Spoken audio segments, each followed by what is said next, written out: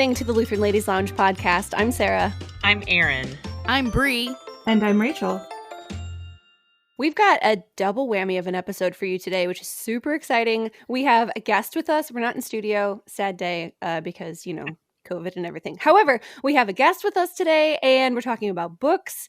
And this was a really great book club book this time around. We got a lot of great feedback about it. We're all really excited to talk about the book, and also we get to talk with the author, which is super exciting. So, Rachel, I'm throwing it to you. Introduce our guest, and let's dig in because we have a whole lot to talk about today. Yes. Oh, I'm so excited. This was our book club pick that we all chose together. Our anniversary read is I Don't Want to Have the Prayer, A Messy Pastor's Kid Does Her Memory Work. And we have Karen Kuhlman-Averett in our virtual studio today answering reader questions, and I could not be more excited. Welcome, Karen. Thank you very much for having me. It's good to be here. Now, tell us a little bit before we get into reader questions, and I don't want to waste too much time at the beginning, but before we get going, tell us a little bit about yourself and about the book and why you wrote it and how it's all. Tell us the story behind what we just read together. Well, I am a LCMS pastor's kid and a pastor's wife's kid. That to me is just as significant. Mm-hmm. I'm a wife and a mom, and I'm a writer. And I wanted to write this book because I wanted to tell an honest and candid story of my upbringing and mainly give a sense of who my mother was. I think she was misunderstood a lot because of her own perceived notions of not being good enough as a pastor's wife, self-perceived notions. And I wanted to set the record straight. So I started writing this book, taking notes after my mom died, and it all came to fruition over the past 18 years. So it, while I was doing Lutheran school fundraising, the book was set on the back burner. But finally, my son went to public high school, and I had some time to write. That sounds like a wonderful thing to do with your spare time, and I'm so glad you did. We've all been, I'll be honest, quite raving about the book, and I think everyone who attended the book club discussion online last week really got a lot out of it. I just have to say, Karen, that you forgot one thing in the list of things that you are, and that is hilarious. Oh my goodness. Can I be your friend, like in real life? Absolutely. Yes. Let's do that. You are so funny. I'm so glad. Oh, I'm so glad you exist. Oh my God. Oh my goodness. Agreed. Thank you. I don't know how many times I squealed when I was reading. I mean, you guys are funny. I listened to your pie podcast yesterday and loved every second of it. We love pie. If you don't have a sense of humor, you're just not going to make it in this life. That's what I think we all feel. Yeah. That is the truth. Like, why are you cackling? And I'm like, you just need to read the book, dude. Like, it's funny. Yeah, I'll be giving it to my husband or my teenage daughter. I'm not sure which first. My husband is a chaplain, and we were in the parish for a number of years before going into the military. And of course, my children are all PKs, and they know of what you speak. And now I know too. Well, we could keep praising each other to the skies for the better part of an hour, probably. But I want to get to these reader questions. So let's just dive right in, picking one at random from the batch. Listeners out there, I only know you from Facebook. So if I massacre your names, love me anyway, please. Margot Dupree writes, your memory of such details is amazing over such a long time period. Was prior journaling part of the process for the book? So how did you get all these wonderfully detailed narratives in there? Well, I don't journal. I don't have the patience for it. When I've written things down, it's on a scrap of note paper or the back of an envelope, and I stick them in a file and then go through the file when I'm writing. But I've always had a weird memory, the kind that makes people think I'm a weird stalker. because I'll bring up a memory and they won't have the same memory. And I'll say, well, yeah, you were wearing that blue shirt and the green socks. And I come off looking like a total weirdo. But I just remember some things a little more clearly, probably because I remember based on the emotion of the event rather than the event itself. Mm-hmm. And I think once the emotion is tapped into, then, okay, the people come into focus, the surroundings come into focus, and I just take it from there. So, there's some times of high emotion, especially when I was a child, that are, come into pretty stark relief. And I think we remember those emotions from childhood a little more easily than we do when we're older. Mm-hmm. It sounds like you have a real gift for being able to sort of meditate on your memories, where you can just pick one and sort of spend some time with it and really focus, bring it back into focus, which is a really neat practice, one that I think can be a real blessing and apparently very good for you if you're an author of memoirs. It's helpful. I found myself wishing so much, though, that I had asked my parents more questions while they were alive. And I can't stress enough to people, your parents will be gone someday and your access to those memories will be gone. So ask while you have the chance. Yes. It's important. Absolutely. Oh, I have kicked myself so many times for not having been more assertive in asking my grandparents questions. Yep. Same. All right. Monica Kelp writes, if you got to sit down with first-year seminary students or men who are contemplating going into seminary and their families, what is some advice that you would give them about the life of a family in ministry? And I think, Bree, probably you would appreciate this question answered too, since you and your husband are currently at the seminary. I am all ears right now. Yeah. I'm careful not to give advice because I'm not an expert at much, but I would say, be hopeful, but go into it with low expectations. There you go, Bree. Yes. For the congregation, I knew one pastor's wife, and she and her husband had just embarked on ministry, and she was very disappointed because she thought she would be the epicenter of all the women's activities in the church. Ooh. And she wasn't. And it was a huge letdown for her. So I would say, expect that people aren't going to treat you like the queen of every room you walk into.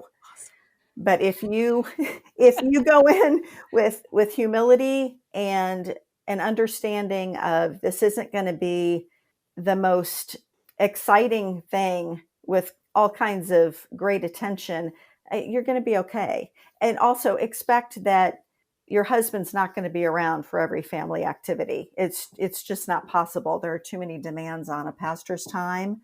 And go easy on your kids. That's a huge thing. That one's for you, Rachel. I wish you'd been around in my life like 15 years ago, because there's some things I'd do over again. Well, hey, my kid's not a pastor's kid, and I have made some big mistakes. So I'm my mother's daughter. Oh. Your mother did a great job, if you are any indication of that. Well, agreed. I guess that's hope for all of us. All right, so your advice, you're not the queen of every room you walk into. Good advice for everyone, pastor's wife or not. But right. yeah, it can save you some heartache throughout your life. All right, moving on, we have a couple of questions from Faye Bolton Mergups. Okay, so part of the book is about the experience you had with bullies in childhood. And she asks, have you met any of the bullies in the book as an adult? Have they changed or have they apologized? And did you disguise anyone in your book so they wouldn't recognize themselves? I hope I disguised a couple of people well enough. I certainly tried. I haven't met them in person. I have seen their lives through Facebook. And no, there were no apologies. I don't know if they've changed, but I think I've changed. I'm no longer looking at them as this scared, sad peer of those people. I see them through the eyes of being a mother. And I know these people came from homes that were dysfunctional. And I see them more as the little girls they were who weren't getting what they needed. And that's why they acted out. It took me being a mom to see that. I would not have said that 20 years ago. But if I look at things through the prism of motherhood, I have a completely different attitude than through the prism of a bullied kid. That is so wise. Oh my goodness. One thing that I mentioned in one of our discussion points this week is that what you went through as a bullied child really seems to have cultivated compassion. And what you're saying about the mother love, the pity that you feel for these young people who maybe didn't have all the love and care and attention that you did, that really sort of backs up that idea that just as the Bible tells us, suffering produces compassion. Yep. Right. We all have our struggles. Yes. Yep. Faye also asks, and Madeline Rose Craig seconds this question. So we've got 2 readers and a whole lot of hearts and thumbs up on this one. People want to know, what is one thing we can do to better support our pastors' families? Yes. Prayer, definitely. And, I am guilty of always speaking about prayer as though it's the weakest last resort in our arsenal as Christians, when it's really the most powerful. But I speak to people, well, all I can do is pray, or I can't do anything for you, but I'll pray. Prayer is huge, and pastors' families face the same spiritual needs as all the parishioners within a congregation. So prayer is huge. Practically speaking, respect a pastor's downtime, vacations, Sunday afternoons. If other pastors are like my dad, they just want to sit down and watch football. They are. Other pastors are like your dad. Yes. Like my dad, who wants to sit down and watch football by having a nap while vacation. Yep. And curating memes. He's hilarious. Hilarious. That's excellent. It's always good to reaffirm that pastors are guys too. They like sports. They like having a beer. They're people. Yep. 4 definite realsies. This goes into our next question. Elizabeth Tissoni asks, if you had to pick one thing, what would you say is the biggest blessing of being a PK? And I love this question because it's so positive. I cannot express enough how important my church families have been to me. And the first 2 in Iowa, I was too young to really remember. Liberty, Missouri, fond memories, but I didn't develop any real relationships. I was 6 years old. Flint, Michigan, I'm in contact with some people via Facebook, mostly friends of my brother at the time. And now Holy Trinity, Grandview, Missouri, and I live very close. I'm in fairly constant contact with the people there, participate in the life of the church, even though I'm not a member there. They really have been my family. They've shared the grief when my parents died. I share grief with them when book club members die. We celebrate together. We do, everyday stuff like have coffee together. They are my extended family, and it's a huge blessing. And I'm so grateful for them and to them. It sounds like then, to answer partly circle back and answer your the previous question, that being a family to your pastor's kids, being a church family, and embracing that mindset of familyness is a great gift. Absolutely. And, people within a congregation get on each other's nerves. What? No. Often several times, even within the church service. But, even like our actual families, often we love people not because of who they are, but in spite of who they are. Mm-hmm. And isn't that what Christ does with us? Mm-hmm. So, yeah, the irritating stuff's going to happen. So-and-so is so bossy when we set up for a potluck, and, this person does this that I can't stand. And we shouldn't be gossiping. And that's something that's particularly difficult for a pastor's family to be the subject of. But families operate with a little bit of tension. And to expect that doesn't happen within a church is unrealistic, because there's so much good stuff too. The love, the joy, the care, that cannot be underestimated. Yeah, the thing about family is that even if there is tension, even if you don't get along, you're going to wake up the next day and still be family. Yep, Mm-hmm. absolutely. And that's who we are in Christ as well. So Yep. changes the quality of our relationships. Absolutely. Okay, we have time for, I think, one more question. And I've been saving this one for last because I really want to hear your answer. Okay. This one comes from Steph Schulte, who, backstory, was a missionary and then a pastor's wife and now a missionary again. Wow. And she was on our podcast a few weeks ago and is a very fun person to be around. She asks, and I can see her asking this almost with a little wink in her eye. What would you say if your husband decided he was called to the ministry? How would you feel about being a pastor's wife? Jim! Pastor Jim! Oh, boy. First of all, I would tell him that he misheard God. Ask again later. Yeah. It always goes down so well. Oh, my goodness. The right answer would be that, I'd say, okay, here I am, Lord, send me. But no, I would, fortunately, I believe that's never going to happen. My husband is a talented man, but he does not have the temperament to be a pastor. And I certainly don't have the temperament to be a pastor's wife. God would really have to prove to me that he wanted my husband to be a pastor in order for that to happen. I mean, the Missouri River would have to turn into wine. Wow, don't be so specific, Erin. Don't be so specific here. Famous last word. Do not. Set it up like Gideon and the fleas here. We're gonna click on the news tomorrow and be like, Missouri River. You're almost daring God at this point. Oh, man, bring it on. 2020 is okay after all.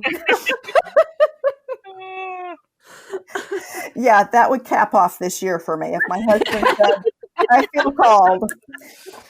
But I think what we're laughing our heads off right now, but I think what I hear you saying is that ministry is a holy calling. It's a scary calling, and it's not for everybody. And so that the people who do answer that call deserve our love and respect, because it's not something just anybody can do or, thrive at doing. Absolutely. And that came through in your book 100%. Like, I came away from it feeling like, wow, your mom and dad were really special people. Yes. They who were able to do this. Right. And if I may add one thing, and this is unsolicited advice, we believe in the divine call as Lutherans and take it seriously. I saw my brother often being pressured by people, not my dad, to enter the ministry. I was pressured by people to go into church work. It's not a hereditary job. Yes. If God's calling you, you'll know it. And people don't need to put that pressure on pastors' kids. They probably feel enough of that without that being put on their shoulders. That's an excellent point. Very, very good advice. As I have a teenage son right now, I know you do too, that to have that burden placed on you, whether or not you're suited for it, can be a very tough thing. I mean, yes, we do need to encourage, our young people to consider their vocations. Absolutely. But yeah, you're right. Putting that pressure on someone who may not be led in that direction can be a hard thing. Yes, and God's going to use somebody who is a appliance salesman or a congressman or woman. He'll use us in the area of ministry of his choosing. And he is using you not as a pastor's wife, but as an author, someone who has, in a very wonderful way, documented the experience of pastors' families that has created a lot of understanding and empathy among our group and some really great discussion. And I want to thank you for writing the book and for talking with us today. I'm so grateful. Thank you. Thank you for having me on your podcast and for allowing it to be part of the book club. I appreciate it. And I just said goodbye, but Erin has something for you. Oh. Before you go, I gotta know. Mrs. Harry Ray's Waldorf Red Cake. Yeah? From the St. Peter Westgate cookbook. Yes. Yeah, do you have that recipe? We would love to have that in the lounge. Yes, we would. Okie doke. How can I get it to you? Oh, excellent. Okay. Well, you can either just post it or you can email it to us or message us. Okay. Any of those, but I think carrier pigeon. Erin just wants it somehow. Yeah. Okay. Signal. Okay, I will. 1,000 times better than red velvet cake, guys. And red velvet That's cake is what it amazing. says here. Well, it must be 1,000 incredible. times. It is. It's a different texture and it has weird ingredients like vinegar. What? Yeah. Oh, we love us some vinegar on this show. Yeah, we do. I will get it to you. Absolutely. We're a foodie bunch over here. All right. Well, that is the best possible way to finish up an interview. Thank you, Erin, for not forgetting it. And thank you again, Karen, for talking with us. Thank you. Thank you, I appreciate Karen. it. Thanks so much, guys. Thank you. Clap right back at you.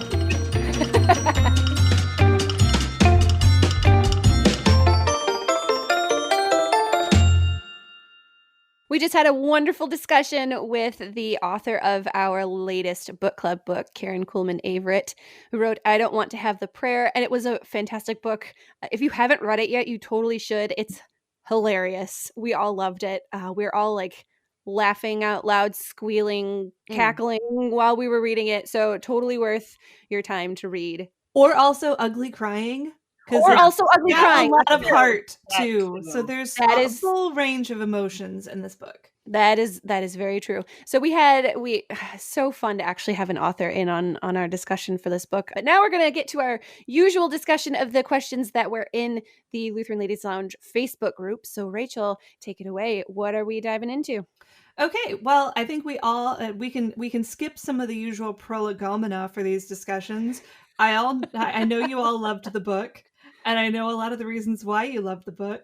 So let's just dig into the meaty issues that we discussed together with 83 women who came to our online book discussion this last week.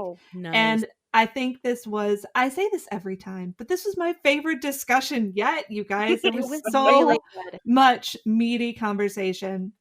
But as we usually do, what I would love is for each of you to choose one question from our discussion that you would like to dig into a little bit on air here before we close the book on this particular book club read. So who wants to go first? I will go first. All right. Go I for it. volunteer as tribute. So the question that I picked is question number 4, and that is particularly because of my own personal context. Coming up here, my husband is in his 2nd year at the seminary.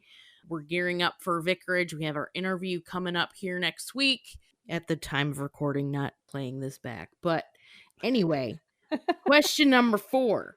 One thing that makes life challenging for pastors' families is that pastor is never just a job. It's a whole life calling and identity. Many working fathers can leave their jobs at the office, not pastors. Pastor isn't just what they do 9 to 5. It's who they are 24/7. What expectations about the ideal, quote unquote, pastor or pastor's family do we carry with us? How do these either enhance or interfere with our ability to love and appreciate these fellow laborers for Christ? And thinking more positively, what qualities do you cherish in your own real life pastor and his family? How do you honor and support him as a minister of the gospel? So I honestly, this was the only question that I answered in the group, coming at this from a seminarian wife, eventually going to be a pastor's wife. And I'm going to be completely honest with everybody. Like, there were a couple of sections in this book where I'm like, okay, am I ready for this? Am I ready for someone to roll up at my door in the middle of the day or at the end of the day during dinner and they need something? Or, do they feel unable to do something that they really don't need our help with? I feel like my husband and I have a very good idea of what boundaries are and how important they are in the lives of pastors and families and in any relationship, really. So my fear going into this, one of my fears, I guess I should say, is like having that boundary overstepped all the time. And Erin and Rachel, you can speak to this as a both a pastor's kid and pastor's wife in Rachel's case. But I know these people are coming from a good place. They're coming to us because they know that, they respect the pastor and they expect that this pastor will help fix whatever issue they're coming with. It's basically sheep in need of a shepherd. And so I just hope and pray in my future experience that people will respect, kind of like what Karen said before, like respect the time off, respect the vacations, respect the sacred time that a pastor might have with his family. But then also from our own perspective, sort of pledging to have some patience, maybe an extra dose of compassion when it comes to helping our neighbor and just being more understanding. After reading this book, that's something that I'm really have to pray about it and think about it, because I have actually no idea what to expect. And if it's anything like Karen's experience, well, I don't know. Yeah, well, and I think the word expect is that was a word that I used in the question and a word that you use right now, that sometimes our expectations can really sabotage our relationships. That Yeah.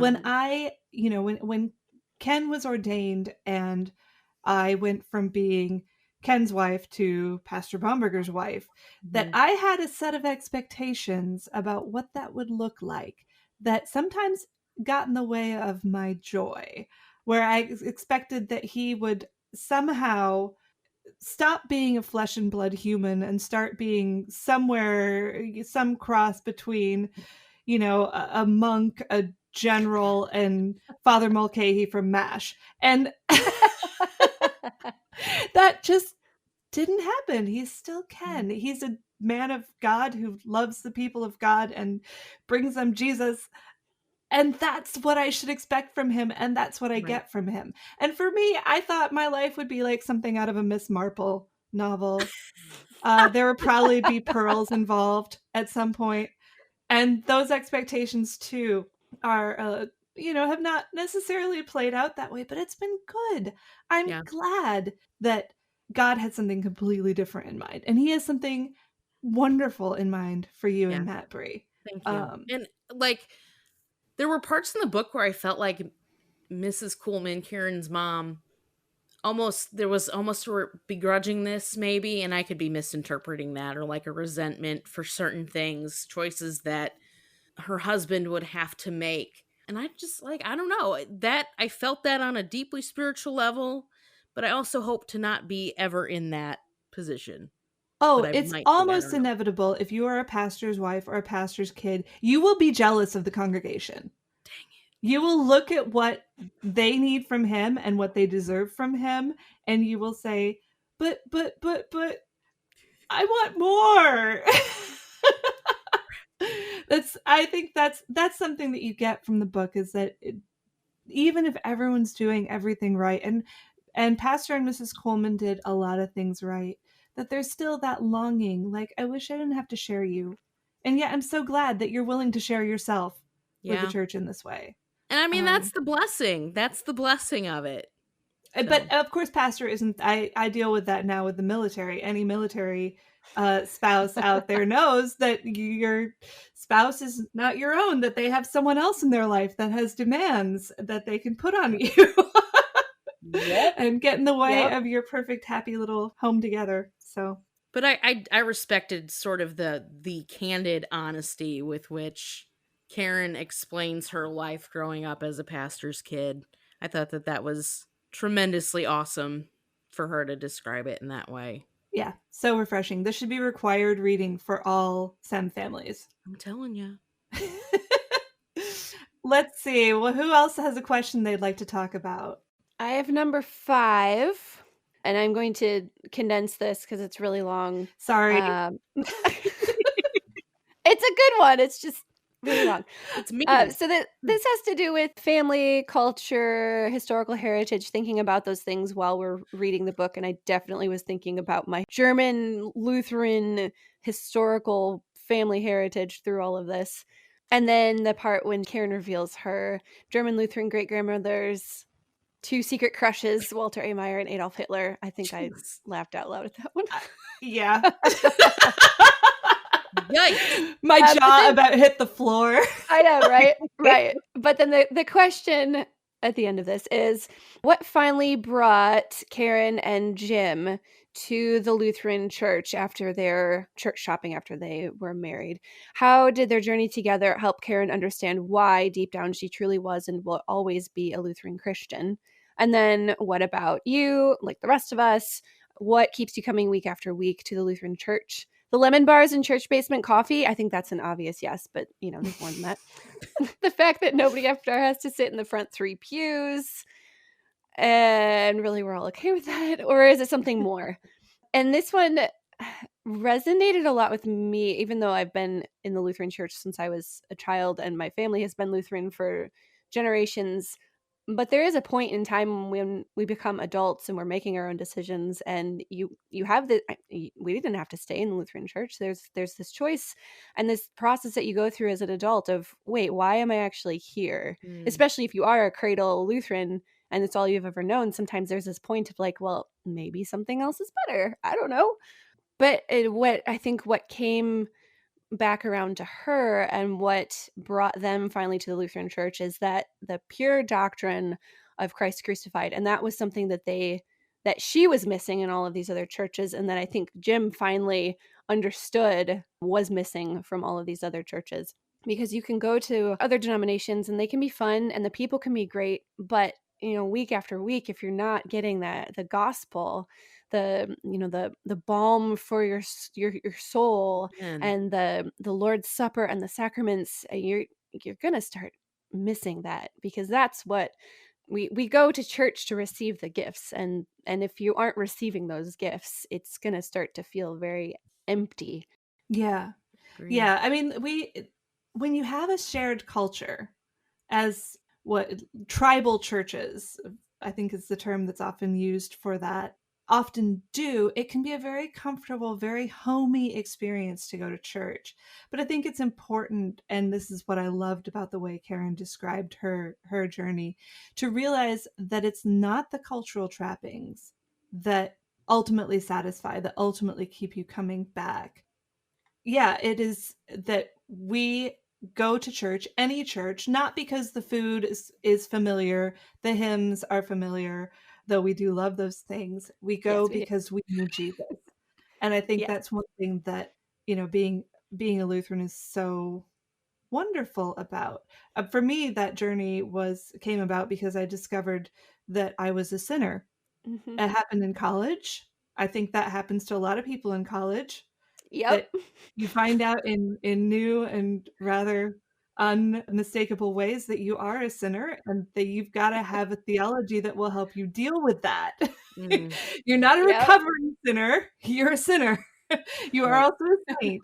And I think that is that is something that I really, like I said, appreciated that in the book, that telling her journey of, well, marrying someone who's not a Lutheran.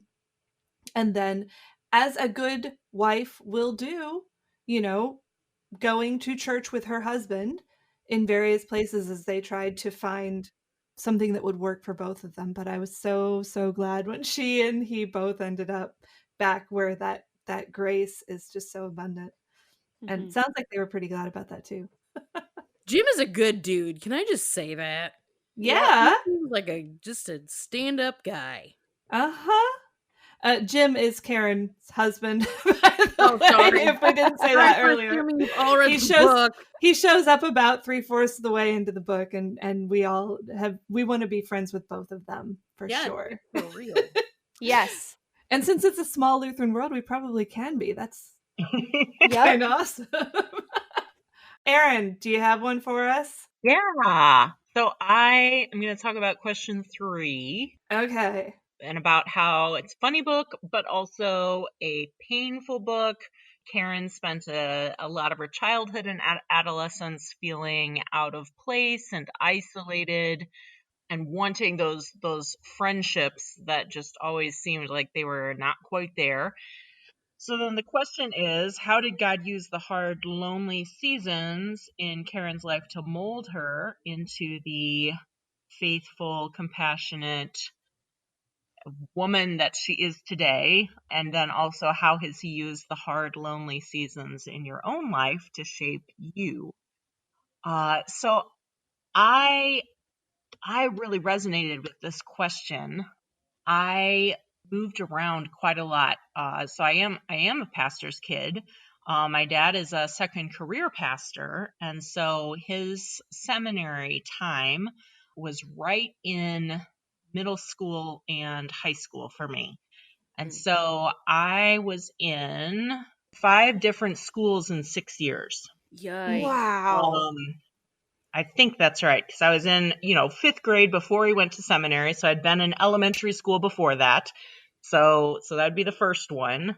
And then 6th and 7th grade was his first 2 years of school. And then vicarage was 8th grade. And then we came back for his 4th year, and that was my freshman year of high school. And then his first call was then 10th grade. And so it was just a constant cycling of that. And so there were, like, she had one quote in there about how she was like, I did not want to have to go through all the effort of making new friends again. And that one right there, I was just like, yes, I know what that feels like. And to an extent, I still do. Part of it, I think like there's an element of like lingering, like when you do that so much, yeah, you get sort of good at it, but it never really goes away, that like, ugh, of having to start over again. But there was also a quote she had in there that I really loved, and I highlighted it in the book. It's although I would have been loath to admit it at the time, meeting people and navigating alien places gave me a backbone. I didn't like how my spine came to grow so sturdy, but I appreciated its strength. And that is something that even honestly during that time, I did not have any real concept of that. Like, that wasn't something I was aware of, even though it was happening. But by the end of high school, I had had time to sort of process that and see and be able to look back and start to see that those experiences really did shape me in, for better and worse, into the person, and continue to do that. And so that experience at that time has continued to be one that has impacted me. And there are definitely aspects of my, my personality that I know I can trace back right to, that was 8th grade right there. That got formed right there in 8th grade, Young America, Minnesota. So yeah, that was something that I really noticed. And at this point, like, I've sort of come to terms with more of the, I don't know, the downsides, the worst, or the better or worse, the worst sort of things, and have started to be more more aware of it and trying to, sort of let go of some of those things that I sort of cling to without even realizing it, how you do. But I've also tried to sort of embrace that and be like, yeah, the sturdy spine, even though you don't like building up that bone density from all those weight bearing exercises, they do pay off. And so I can look back on it without bitterness. And I know that a lot of in this case, Karen talks beautifully about the positives and the challenges and negatives of being a pastor's kid and growing up with that.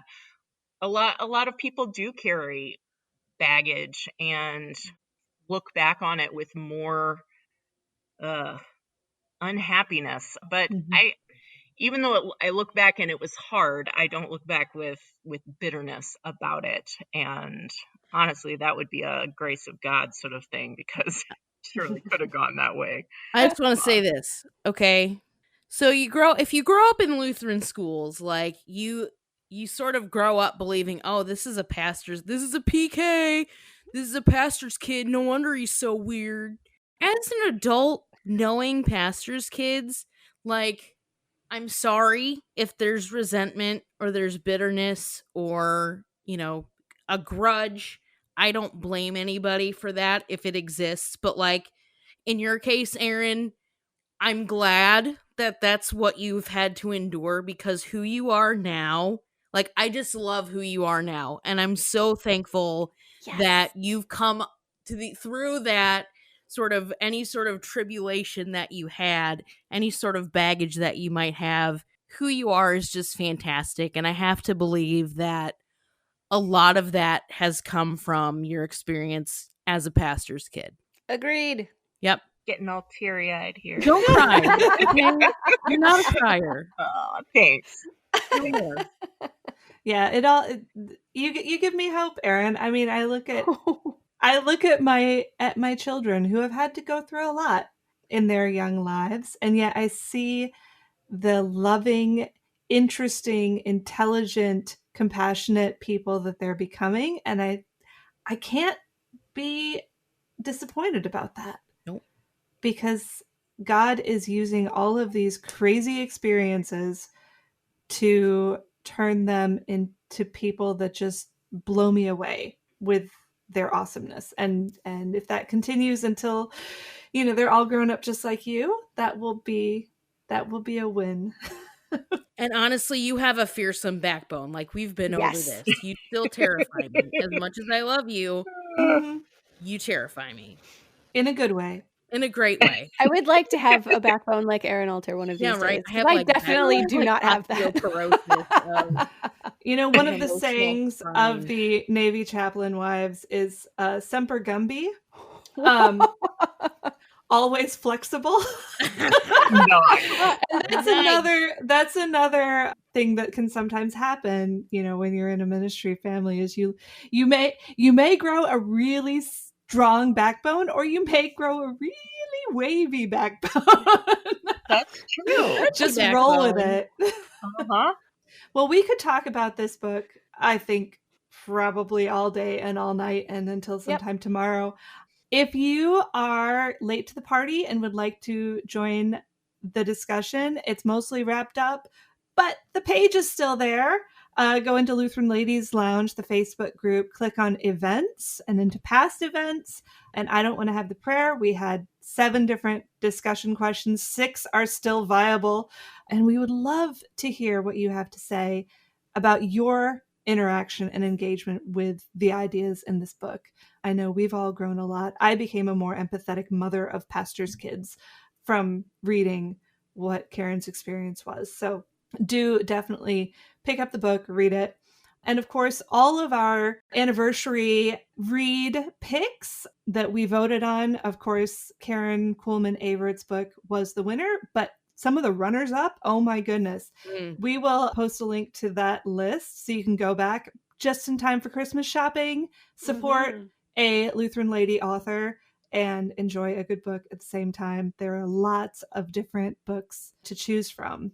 But now we must move on, which is great because there are always more books to read. And we need to get on to the business of picking our next book. Are you ready? Oh, boy. Now, we aren't going to actually do the final pick today. We're going to let our ladies help us finalize that, but we need to put together a list. So this time around, I've been threatening to do this to you guys for like most of a year now. I said one of these times we're going to do Ladies' Choice for our book club pick. So what I've asked each of you to do is to bring one book to the party. Has to be only one book. And we are going to, I'll give each of you a couple minutes to present your book and tell why we should pick this book for our next book club read. And once we've been through all of the books, we will put up a poll on our Facebook page with links so you can research them. And then we'll pick our next book. And I can't wait to see what it will be. All right, so who has a book? I got one. Bree, you got a book. What do you want us to read? This is a book of mystery, potential murder, and cultural intrigue. This is a book that I read when I was in 6th grade and later read in college during my middle school literature class with Lila Kurth. May she rest in peace. I miss her very much. Lila Kurth! Right? And her She little was one dog of my fly. Miss her. favorites. So what I would like to present to the group is Ellen Raskin's The Westing Game. Oh, A fun read. Classic. It's 200 pages plus, but it's a quick read for moms with even like as young as 3rd grade kids. If you like reading out loud to them, if they're at that age, that's a fantastic choice. Probably tells you then that there's probably not a murder that actually happens then. Like, characters are fantastically developed. It is such a pleasure to read. It's fun. You can involve your family with it. The Westing Game, Ellen Raskin, can't be beat. Try to top that. You know, for those who are Newbery completists, I believe this one won the Newbery Award. It sure did. Mm-hmm. Is award winning. It is. And like not just any award, like the best award there is, in my humble opinion. Yep. Like you can keep your Pulitzers. I want to know who the next Newbery winner is. Okay, solid choice. Can anyone beat Bree's choice for our Ladies' Choice book club pick? Well, mine couldn't really be more different than It's not surprising. As in life, so in book club. Yes, I would not recommend this one be read aloud to your 3rd grade children. Oh boy. However, it is so good. It is beautiful. So I'm bringing it back again. I've floated this one in the past, so I'm trying again because it's that good. It is the Poisonwood Bible by Barbara Kingsolver. And it wrestles with topics of Christianity mostly in an unhappy way, but we are Lutherans and we know how to engage and we can deal with that. And I think there's some solid discussion to be had on where things go so sadly wrong. It is set in 1957, and most of the book takes place in what today would be the Democratic Republic of Congo, but at that time was Belgian Congo, and it features a missionary family that goes there in just an appallingly supported way. Like they sort of went on their own, and it's just a terrible example of how to do mission work on so many levels, which is no doubt part of why I find it interesting. But it's also got this gorgeous prose. It features the family has 4 daughters, and the 4 daughters and the mother are the primary narrators of the book. Their father features, but he is not telling the story. He is part of the story, but he is not one of the narrators.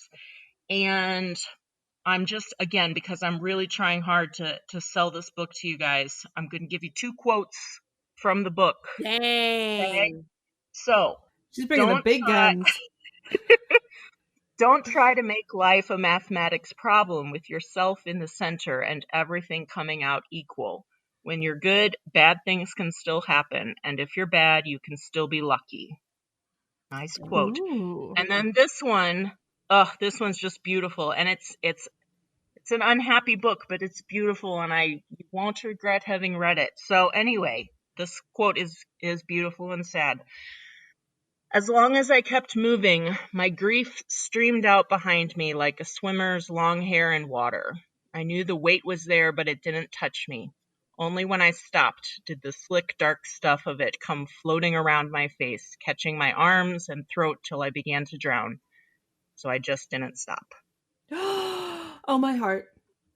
I know, it's just it's just so I good, will, guys. I will And give everybody who votes for the Westing game $5. and $5. it's good both audio and in print. So I'm just saying it's available in both ways, but it's long. It's not 200 pages. So it's a longer book, 15 hours. You're And going to don't read it before 15 bed. hours. It's a long book. You won't regret it though. Okay, so yeah, all right, we got some Okay. major contenders here already. I don't know what I would vote for, even if it was just these two. Sarah, what have you read it got? for us. Read it. Oh, this was a hard decision because I haven't read a lot in the last year. However, I did read one that was super duper fun. It's a YA romance, which is just kind of cute. It's called Dangerous Alliance, an Ostentatious Romance. So this is based off of Jane Austen, and I know there's a lot of Jane Austen fans in the group. It's a super fun story with some mystery. So Lady Victoria Aston has to marry because this is 1817 London, and she has to come out in, the big gala. She has to come out into society and marry in order to save her family. She has to choose between two suitors, and she can't decide which one. And there's some mystery in all of this that you won't know what happens until the very end. So I loved it. It's a lighter read. It's not going to be quite so heavy, but I enjoyed it. $10 for your vote of the Westing game. $10. Bree, you're a seminary wife. Quit promising money you can't afford. So the tagline to this is The Gentleman's Guide to Vice and Virtue meets Jane Austen in this witty, winking historical romance with a dash of mystery. And I do love my historical fiction books too. Yeah, I know you do. I read that when you said you were thinking about maybe suggesting this one, I read the brief description and I thought to myself, well, that's fun. This imagines like what would life be like if you were living when Jane Austen was like new, like the Hunger Games of her day, and we're expecting your life to somehow turn out like her books, and maybe it will, and probably it won't because life isn't quite fiction. Honestly, you had me at YA romance. Just like Bree had me at Newbery Winter and Erin had me at that heart-aching quote. Okay. I don't think I'm probably going to win, but I hope I will. And I'm going to tell you a story first about how I came to discover this book. When I first went out to Oregon to meet my boyfriend's parents in 2001, it was a long time ago. Wow. My future mother-in-law and I hit it off immediately. It's like creepy how much we have in common. But one thing we didn't have in common among the many stacks of books that we all said, "Ooh, I love that. I love that." She said, "Have you ever read Elizabeth Goudge?" And I said, "No, I don't think I have." She said, "Oh, you must. She's so good." And of course, years went by and I had still never read Elizabeth Goudge until last summer. I went out to visit my in-laws, and some of you know this, some of you don't. My mother-in-law, who is one of my best friends in the world, has advanced Alzheimer's, and so is no longer able to enjoy any of her books, and that breaks my heart. But while I was in her house, I started perusing her bookshelves because I was like, this is a way I can have an old-timey visit with my mother-in-law and experience her things. Yeah. So I found on the shelf an Elizabeth Goudge classic, The Bird in the Tree. And I said, I got to make this right.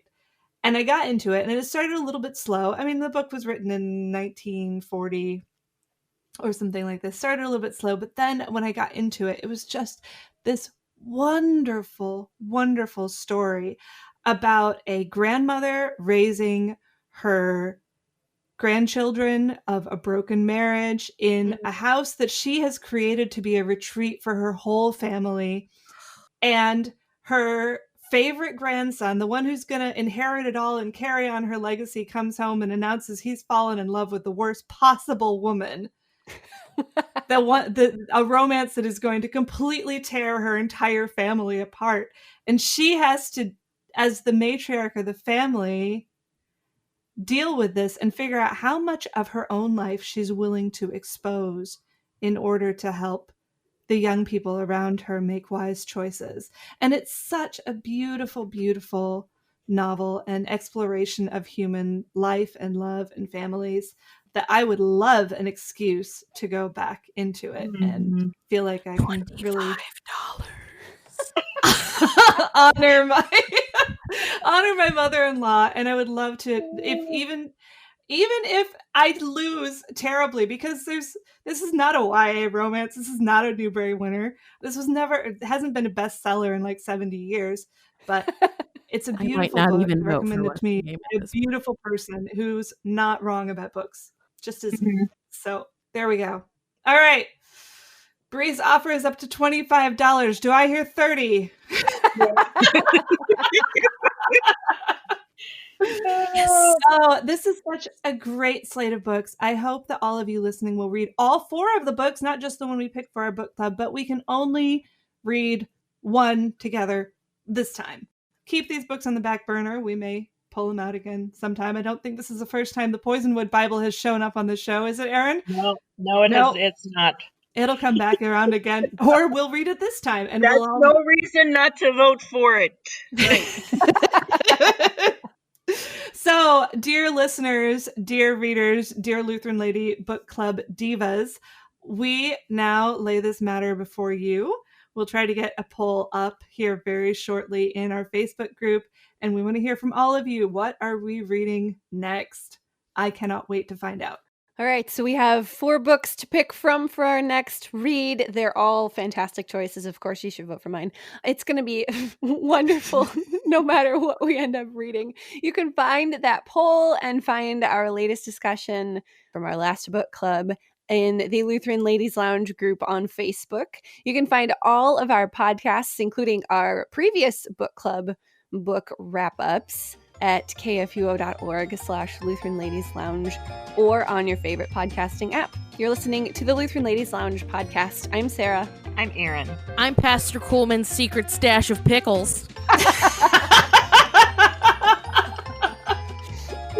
And I really hope y'all will vote for my book. Last words are important. That's great.